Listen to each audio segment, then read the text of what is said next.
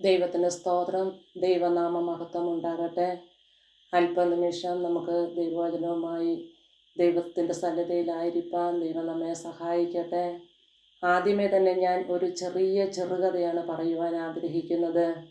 ഒരു കൃഷിക്കാരന് പണിയെടുപ്പിക്കുന്ന ഒരു കഴുതയുണ്ടായിരുന്നു. നാളുകൾ ആ കഴുതയെ കൊണ്ട് പണിയെടുപ്പിച്ചു. എന്നാൽ ആ കഴുതയ്ക്ക് ഒരുപാട് പ്രായം ചെന്നു. ഒരു ദിവസം വീടിൻ്റെ പുറകിൽ കെട്ടിയിട്ടിരിക്കുകയായിരുന്നു. അതിൻ്റെ അടുക്കൽ തന്നെ ഒരു പൊട്ടക്കിണറുണ്ടായിരുന്നു. അതറിയാതെ ആ പൊട്ടക്കിണറ്റിൽ ആ കഴുത വീഴുവാൻ തക്കണം ഇടയായി. വീണ് കഴിഞ്ഞപ്പോൾ ആ പൊട്ടക്കിണറ്റിൽ നിന്ന് കയറ്റുവാൻ ഒരു നിർവാഹവുമില്ലാതെ കൃഷിക്കാരൻ ഭാരപ്പെട്ടു.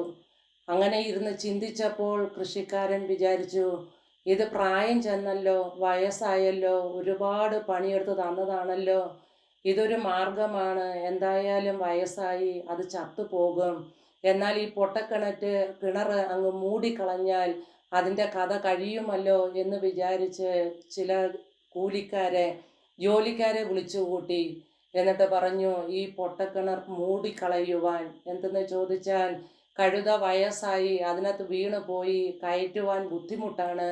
അതുകൊണ്ട് നമുക്കിത് മൂടിക്കളഞ്ഞാൽ അത് ചത്തു പൊക്കോളും, അതിനെ കുഴിച്ചിടുന്നതായ അവസ്ഥയായി തീരും എന്ന് വിചാരിച്ച് ആ കൃഷിക്കാരൻ പറയുവാനും കൂലിക്കാരെ അതിനായി ഏൽപ്പിക്കുകയും ചെയ്തു.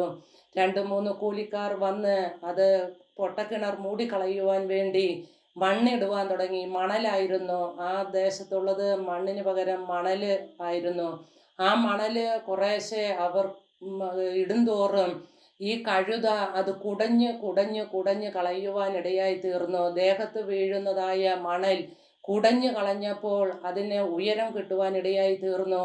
അങ്ങനെ ഈ പൊട്ടക്കിണർ നികന്ന് വരികയും അതിൻ്റെ മുകളിൽ ഈ കഴുത കയറുകയും ആ പൊട്ടക്കിണർ മൂടുവാൻ പരിശ്രമിച്ചവരുടെ മുൻപിൽ തന്നെ ഈ കഴുത രക്ഷപ്പെട്ട് പോകുവാൻ തക്കവണ്ണം ഇടയായി തീർന്നു. നാം നോക്കുകയാണെങ്കിൽ മൃഗങ്ങളിൽ വെച്ച് ഏറ്റവും ഒരു കഴുത എന്ന് പറയുന്നത് തന്നെ അതിന് നമ്മൾ അങ്ങനെയാണല്ലോ.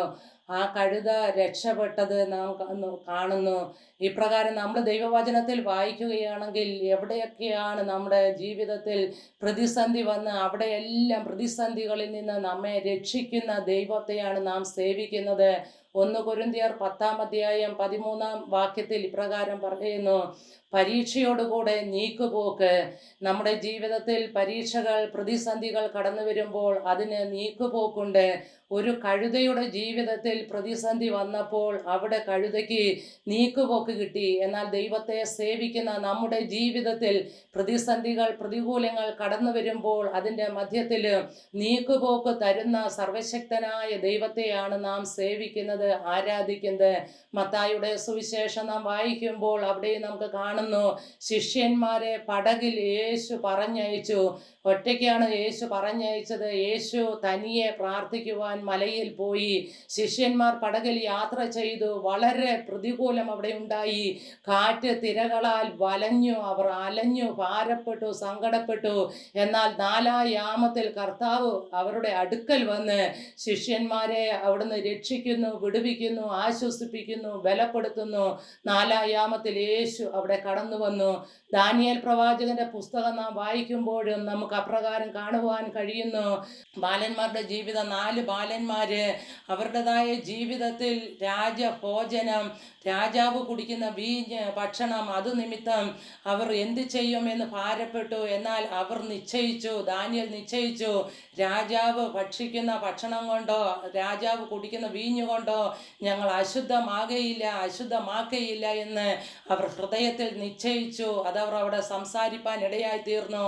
അവർ അതിൽ ഉറച്ചു നിന്നതുകൊണ്ട് അവിടെയും ദൈവത്തിൻ്റെ പ്രവൃത്തി, രാജഭോജനം കഴിച്ചവരെക്കാൾ ഉപരിയായിട്ട് പച്ചക്കറികളും പയർവർഗ്ഗങ്ങളും പച്ചവെള്ളവും കുടിച്ചതായ ആ 4 ബാലന്മാരുടെ ജീവിതത്തിൽ അഭിവൃദ്ധിയും അനുഗ്രഹവും ബുദ്ധിയും ജ്ഞാനവും കഴിവും എല്ലാ പരിജ്ഞാനവും അവരുടെ ജീവിതത്തിൽ ഉണ്ടായതായി നമുക്ക് കാണുവാൻ കഴിയുന്നു. അപ്രകാരം തന്നെ ശദ്രക്ക്, മേശക്ക്, അബേദ്നെഗോവിനെ തീച്ചൂളയിൽ ഇടുവാൻ വേണ്ടി പരിശ്രമിച്ചു. അവർ എല്ലാ പദ്ധതിയും ഒരുക്കി തീച്ചൂളയിൽ ഇട്ടുകളഞ്ഞു.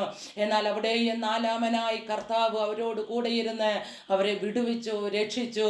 താൻ സിംഹത്തിൻ്റെ ഗുഹയിൽ ഇട്ട് കളഞ്ഞു, അവിടെയും സിംഹത്തിൻ്റെ വായ അടച്ചു. ഇപ്രകാരം നാം നോക്കുകയാണെങ്കിൽ ഉൽപ്പത്തി മുതൽ വെളിപ്പാട് വരെയും നാം ദൈവവചനം വായിക്കുമ്പോൾ ഭക്തന്മാരുടെ ജീവിതത്തിൽ, ദൈവത്തെ സേവിക്കുന്നവരുടെ ജീവിതത്തിൽ, പ്രാർത്ഥിക്കുന്നവരുടെ ജീവിതത്തിൽ, ദൈവത്തെ ആരാധിക്കുന്നവരുടെ ജീവിതത്തിൽ, കർത്താവിൻ്റെ കൽപ്പന അനുസരിക്കുന്നവരുടെ ജീവിതത്തിൽ പ്രതിസന്ധിയുണ്ട്, പ്രതികൂലമുണ്ട്, പരിശോധനകളുണ്ട്. അവിടെയൊക്കെയും അതിനെ അതിജീവിക്കുവാൻ, തരണം ചെയ്യുവാൻ തക്കവണ്ണം സർവശക്തനായ ദൈവം നമുക്ക് ആവശ്യമായ ശക്തിയും ബലവും കൃപയും നൽകി തരുവാൻ തക്കവണ്ണം ഇടയായിത്തീരും. നമ്മെ ദൈവകരങ്ങളിൽ ഏൽപ്പിക്കണം, നമ്മെ ദൈവകരങ്ങളിൽ സമർപ്പിക്കണം. നാം ദൈവത്തെ അറിഞ്ഞ് ദൈവത്തിൻ്റെ കൽപ്പനയനുസരിച്ച് ദൈവത്തിൻ്റെ മക്കളായി നാം ജീവിക്കുമ്പോൾ നമ്മുടെ ജീവിതത്തിൽ കടന്നു വരുന്ന ഏത് പ്രതിസന്ധിയെയും അതിജീവിപ്പാനുള്ള ദൈവത്തിൻ്റെ കൃപ സർവശക്തനായ ദൈവം നമുക്ക് തരുവാൻ തക്കവണ്ണം ഇടയായിത്തീരും. ആകയാൽ ഈ പ്രതിസന്ധികളിൽ നമ്മുടേതായ ജീവിതത്തിൽ കടന്നു വരുന്നതായ കാറ്റുകൾ, തിരമാലകൾ ഒക്കെയും നെടുനീളത്തിൽ നമ്മുടെ ജീവിതത്തെ തകർത്ത് കളയുവാൻ, ഇല്ലാതാക്കുവാൻ കടന്നു വരുമ്പോൾ നാം ദൈവസന്നിധിയിൽ വിശ്വസ്തയോടെ നേരോടെ നിൽക്കുന്നുവെങ്കിൽ, പ്രാർത്ഥിക്കുന്നുവെങ്കിൽ, ആരാധിക്കുന്നുവെങ്കിൽ നമ്മെ വിളിച്ചതായ ദൈവം നമ്മെ വിടുവിക്കുവാൻ ശക്തനാണ്. ആകയാൽ ഈ സർവശക്തനായ ദൈവം നമ്മെ ഓരോരുത്തരെയും സഹായിക്കട്ടെ, പ്രതിസന്ധികളിൽ വിടുതൽ തരട്ടെ, പരിശോധനകളിൽ അവിടുന്ന് പോക്കുവഴികൾ തന്ന് നമ്മെ സഹായിപ്പാൻ തക്കണിടയായി തീരട്ടെ.